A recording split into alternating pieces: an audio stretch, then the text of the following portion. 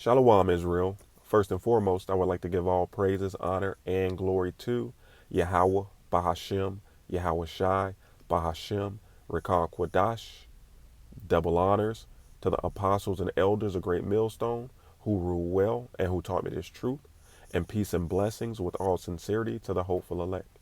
It's Zachariah coming at you with another lesson, and Lord's willing, it be edifying. So I want to dive into this article. It's an opinion piece by Planet Today, and it's entitled Insider Admits Israel Attack Was False Flag to Start Holy War and Usher in One World Government. According to an insider, the terrorists were funded and armed by the Biden administration.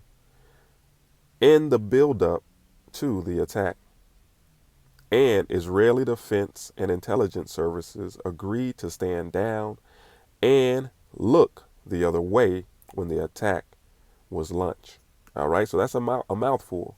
So we don't know if uh, this attack was funded by the administration. Okay, but one thing we do know is that uh, Hamas was using U.S. weapons. Okay, and that brings me to my next article. All right, and this article is from RT, which reads, "Are Hamas fighters using American weapons meant for Ukraine?" Now, is this a coincidence? All right, I don't know. Okay, there's no such things as coincidences. So I'm going to read a little bit of this article, which reads, "Throughout recent history, the perceived weapon of choice for terrorists or freedom fighter, depending on one's perspectives, has been an AK-47 assault rifle. Today, in the aftermath of the so-called post 9/11 global war on terror, it's not uncommon to see such fighters with Glock 9mm pistols or a Colt M4 carbine." All right. It reads, "These are weapons paid for by the U.S. taxpayers and ostensibly provided to forces joined in the cause of defeating terrorists and or freedom fighters, again, depending on the political beliefs of the observer, but that end up in the hands of the latter instead. Obviously, this is never the outcome Washington intends, and yet somehow these weapons end up arming the very forces the U.S. and its allies are trying to defeat.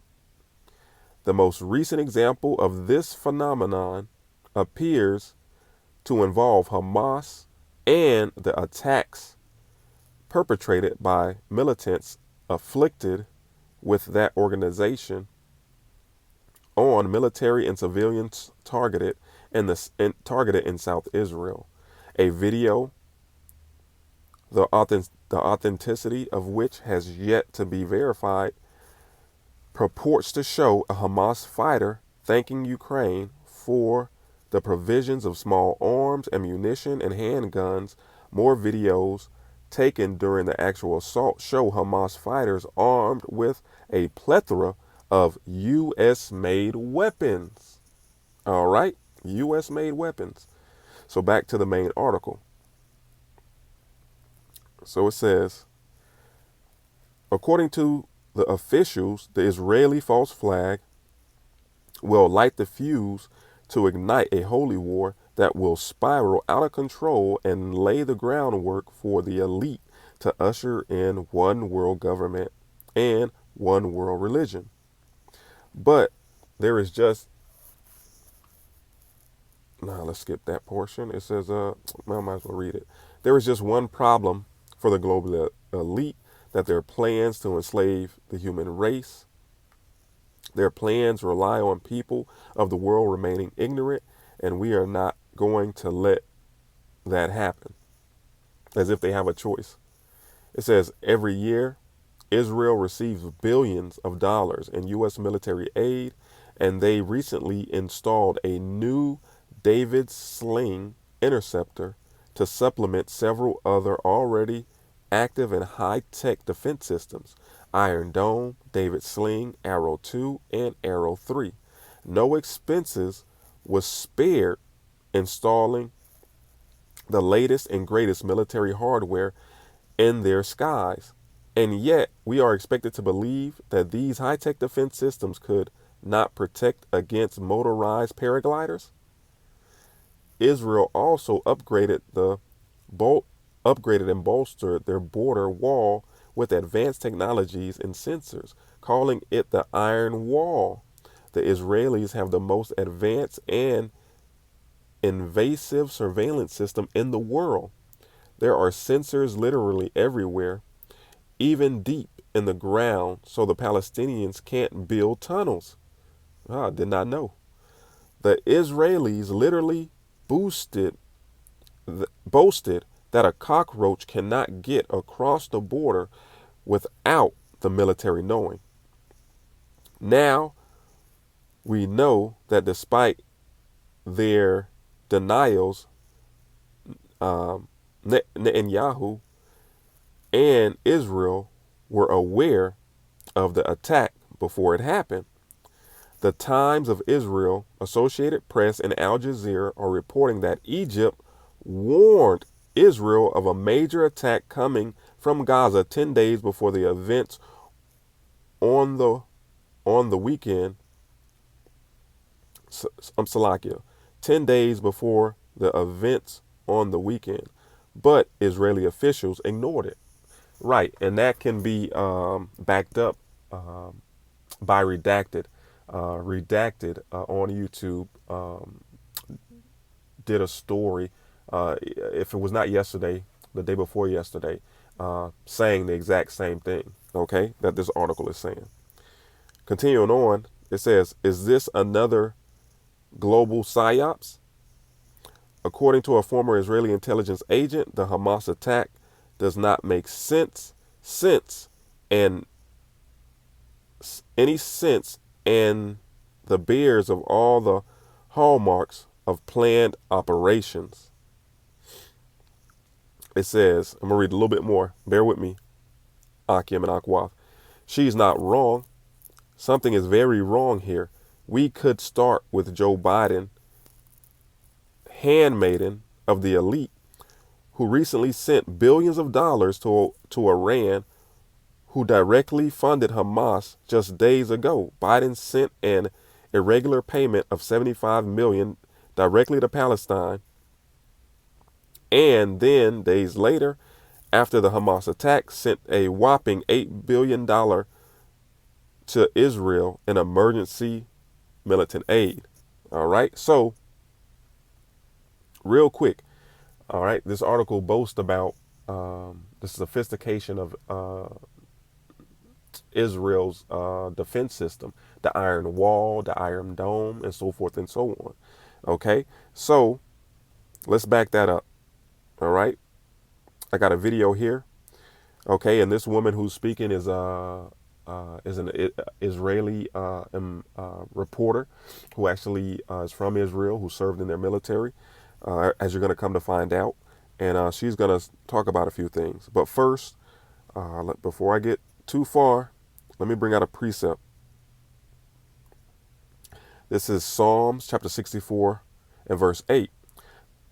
So they shall make their own tongues to fall upon themselves, and all that see them shall flee away. Right.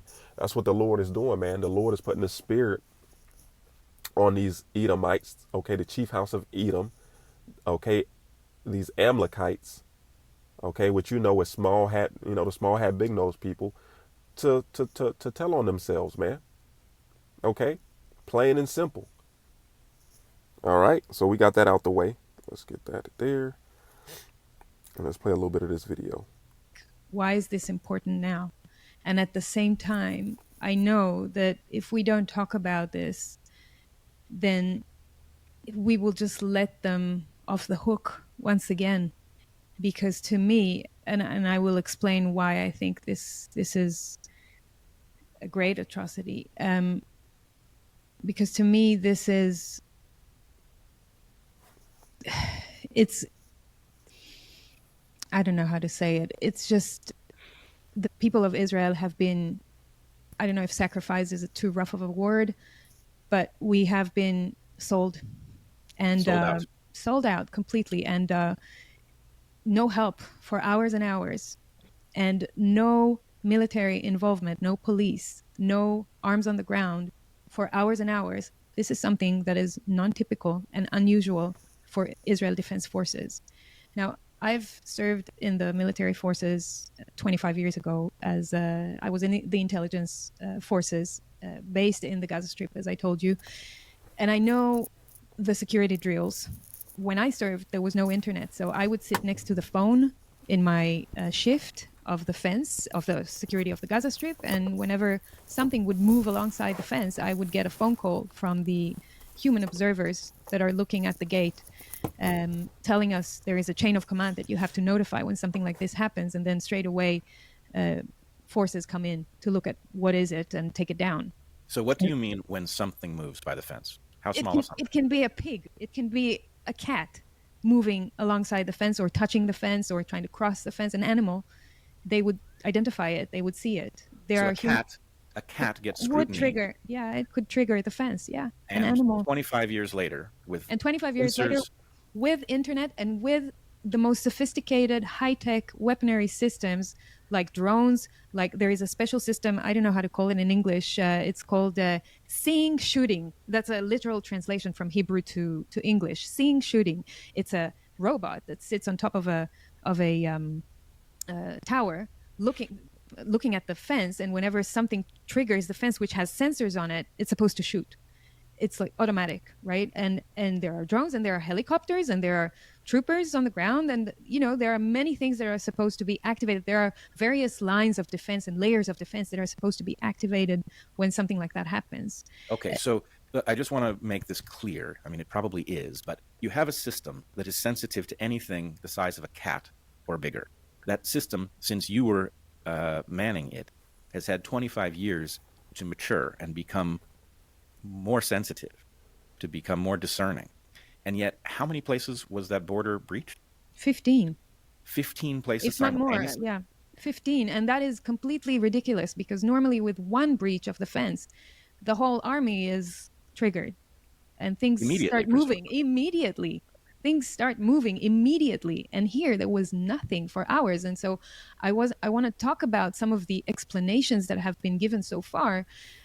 There are some unbacked. I have to say that these explanations are unbacked by any evidence or proof so far, but they have been thrown out to the air or to the mainstream media. It started with Iranian cyber attack that took down the IDF tech infrastructure that was running around for a while.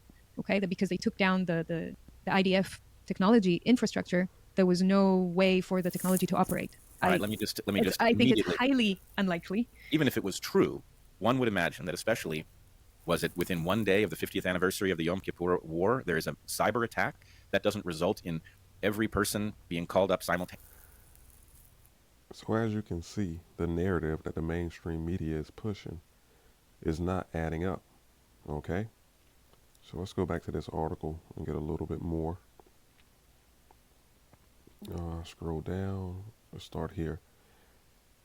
It reads, the globalist elite just want to see the world burn and get rich while it happens.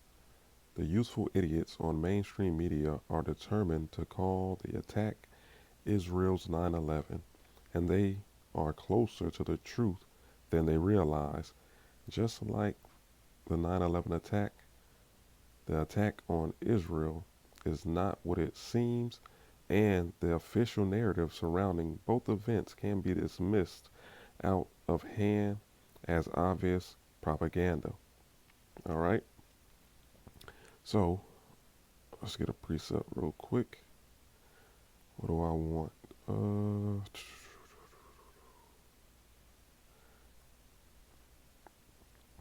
This is Micah chapter 2, and starting at the top, verse 1. It reads, woe to them that devise iniquity. Woe meaning destruction. All right, and iniquity is sin upon sin. Woe to them that devise iniquity and work evil upon their beds. When the morning is light, they practice it because it is in their power of their hand. Because it is in the power of their hand, right? And this is speaking chiefly of these global elites. All right? These elite banking families, the Rothschilds, the Gettys, the DuPonts, the ones pulling the strings, okay? Behind the scene, causing all these things to come about. Continuing on, it says, Micah 2:2, and they covet fields and take them by violence. All right? And it just so happened that what field are these Amalekites coveting now? All right? The Gaza Strip. You know? This is what these people do, man. These Edomites, and especially the chief house of Edom, Amalek. They covet fields and they take them by violence. Whether it was America, when they destroyed the Native American Indians and took it, or any place where colonialism took place, this is what these Edomites do. These self-proclaimed white people do. All right? And they covet fields and take them by violence, and houses and take them away. So they oppress a man and his house, even a man and his heritage, man. And you see this time and time again. Okay?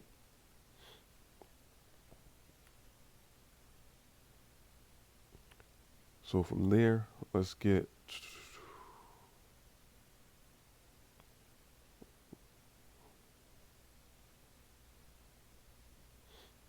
Isaiah chapter 25 and verse 7. And he will destroy in this mountain. Who is the he? Yahweh Ba'ashem Yahweh Shai. Yahweh, who you people ignorantly call God, and Yahweh Shai, who you people ignorantly call Jesus, who was a so-called black man from the tribe of Judah. Okay? He will destroy in this mountain. And in the scripture, sometimes mountains and hills represents governments. Okay? Mountains, large governments, hills, smaller governments. And this precept is speaking of the chief mountain, America, Babylon the Great. All right? And he will destroy in this mountain the face of the covering cast over all people, and the veil that is spread over all nations. Right. Now, the Lord is causing their own tongues to fall upon themselves and causing them to get sloppy in their lies and allowing the world to see these Edomites for the wicked that they are, pertaining to Malachi 1 and 4. They are the wicked. A nation that can't get right. All they know is wickedness. They're completely contrary to the ways of the Heavenly Father. And now not only are all these other nations, well, these other nations already knew how America, Babylon, and Great, but now its own people, Americans, are starting to see how wicked these Edomites are and how wicked America is. The Lord is lifting up that veil. All right?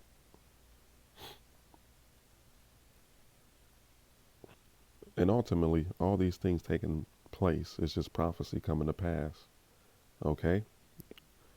So, this is Isaiah chapter 13 and verse 4, which reads, the noise of the multitude in the mountains, like as a great people, a tumultuous noise of the kingdoms of nations gathered together. The Lord Yahweh of hosts mustereth the host of the battle. And that's exactly what the Lord is doing. Okay? By this incident taking place in Israel, what is this doing?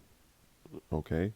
It's bringing America into the forefront, bringing America into this this third world war, which is going to be against America, America with its NATO allies against Russia and its BRICS allies. Okay? So this is mustering the host of the battle, because all these things are going to escalate to more and more war. Okay? Just the fact that they're blaming Iran, okay, who's backed by Russia and China. Okay? Just the fact that they're blaming them and getting them involved in this attack on the Israeli state is big business, big news. So this is Jeremiah chapter 49 and verse 20.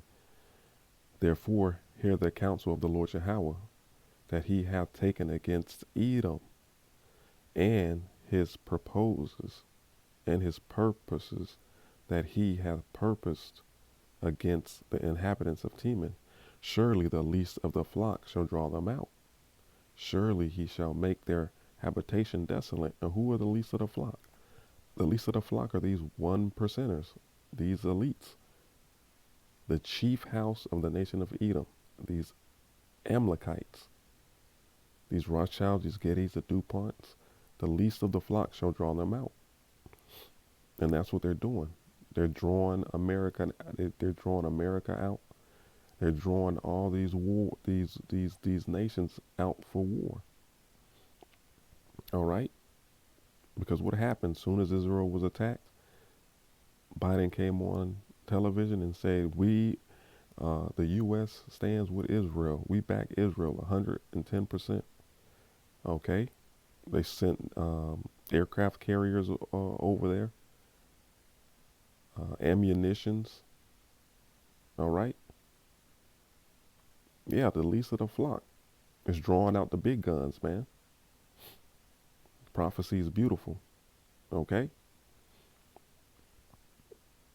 And from there, let's get Exodus